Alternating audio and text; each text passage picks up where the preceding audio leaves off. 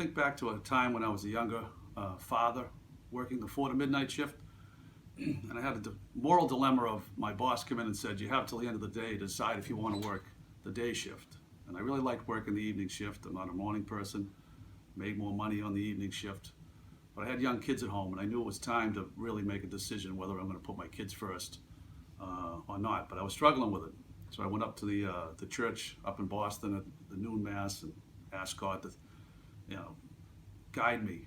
And the best answer I got was, put your kids first, just like my father would do for me, and just like God does for me every day, putting,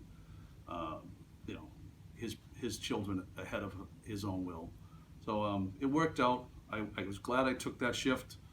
It was an interesting situation where I went on that shift and the boss that was there left, and all of a sudden it became a very difficult shift. But I don't regret listening to God's call to say, put your children first.